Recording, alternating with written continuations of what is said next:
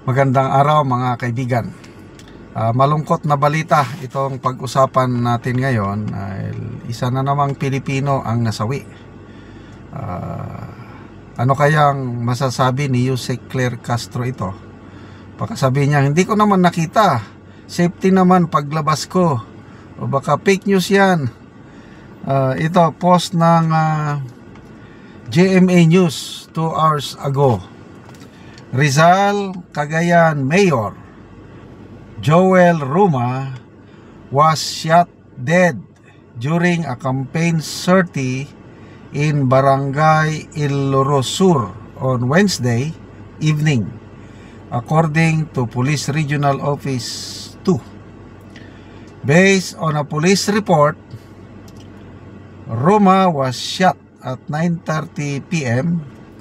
sustaining an entrance gunshot wound on his right shoulder and an exit gunshot wound on his upper to middle right back chest. So, ito po yung litrato ng mayor sa Rizal, Cagayan. Rizal, Cagayan. So, magbasa muna tayo sa mga comments, ano? Nads Alarba.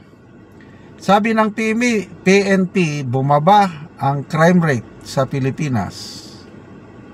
Sinungaling. Nelske Duran. Kudos to PNP. Ang baba talaga ng crime rate. Chard Jusay. Good job, PNP, for maintaining the peace in our country. As you have always reiterated, crime rates have gone down. Kudos to PNP Chief. Jaida Dasanagi. If justice system is weak, criminal laughs. Marilyn de los Reyes, ito na nga, Auntie Claire. Shout out Madam Claire Castro. Dito po baka maniwala ka na may nangyayaring krimen. I don't know how to describe yung pahayag ni Yusek Claire Castro tungkol sa peace and order sa bansa, yung sinasabi na maraming namamatay, may saksakan dito, may ganitong nangyari. Sabi niya, wala naman ako nakita paglabas ko sa bahay. Wala daw siyang nakitang sinasaksak, wala daw siyang nakikitang snatching sa palengke. Kaya kung ano daw yung news na nakikita natin, yun daw ang mag-i-impluwensya sa ating paniniwala tungkol sa crime rate. Kasi ang palagi nilang sinasabi is mas mababa talaga ang crime rate ngayon. Yun, mas tahimik daw ang pamumuhay natin ngayon kumpara nung nakaraang administrasyon. Ang itim daw na administrasyon, yung panahon ni PRRD na sabi ng Pangulo is horrifying times. So yun po ang kanilang linya, ang kanilang narrative na magulo panahon ni PRRD, ngayon mas tahimik. Kaya dahil sa ganon ang kanilang narrative, kaya hindi mo masisisi ang mga tao ng ganon. Congratulations PNP, good job dahil bumababa na ang crime rate. Calling out Yusek Claire Castro dahil baka fake news na naman ito dahil hindi mo nakita. Ay nako, kaya si Ted Pailon nung in-interview niya si Auntie Claire, umiling na lang at nag-smile, hindi niya na pinalab dahil wala ka nang magagawa kung gano'n ang sagot. I'm sorry to say this, napaka-utso-utso yung ganong sagot na hindi naniniwalang maraming krimen nangyari dahil wala siyang nakikita. Palagi lang siyang nasasakyanan kasi Yusek nakalatira sa subdivision. Subukan niyang mamasyal sa Tondo. Subukan niyang mamasyal sa mga standby na mga lugar. Tignan ko kung anong. So yun, sinashout out nila. Jojo Santiago, wala si Auntie Claire dyan, kaya not counted. Dapat makita muna ni Auntie Claire bago makounted yan na krimen. Pag wala siya, walang krimen.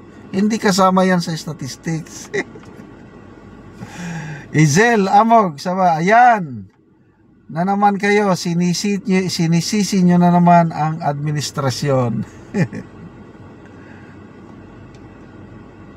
Leto Alonsagay, still happening in the Philippine political landscape. Guns, gold, and guns.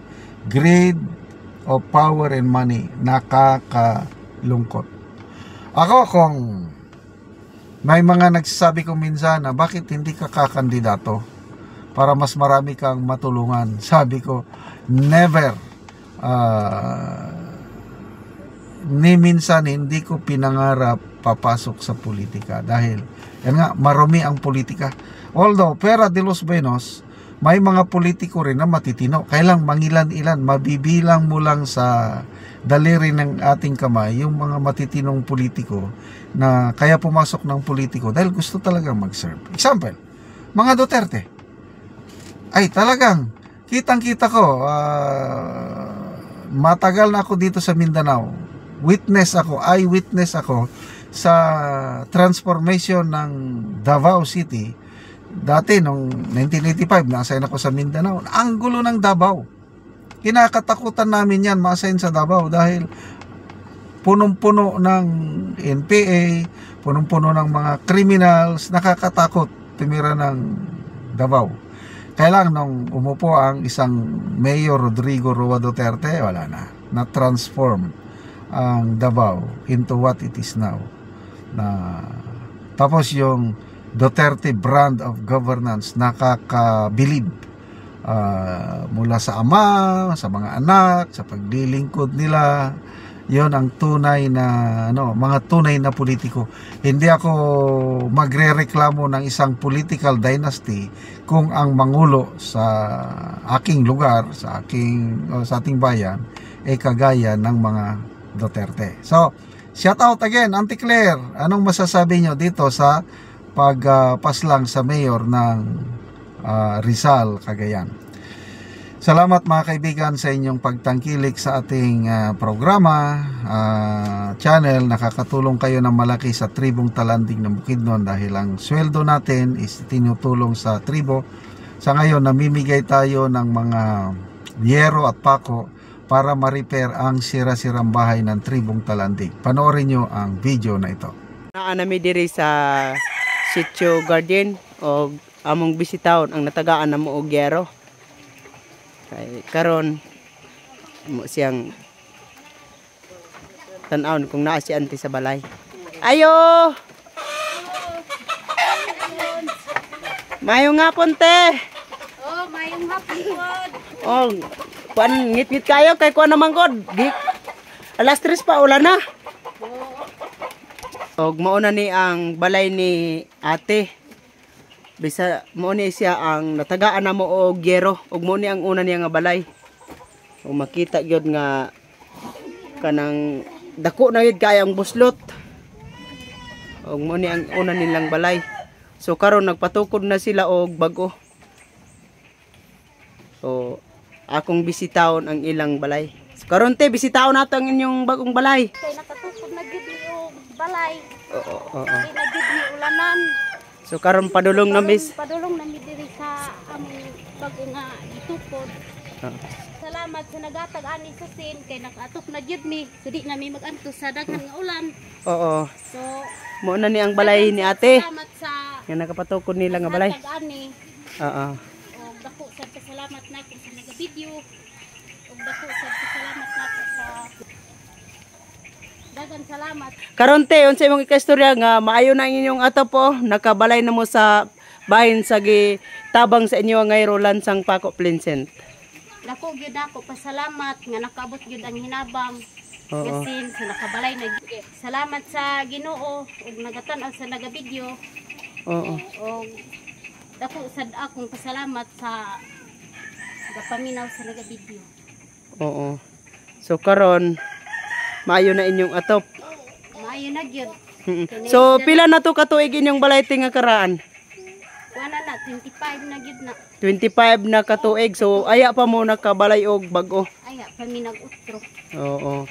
Mat sa Ginoo kay natabangan nami. So nakabalay na gyud mi.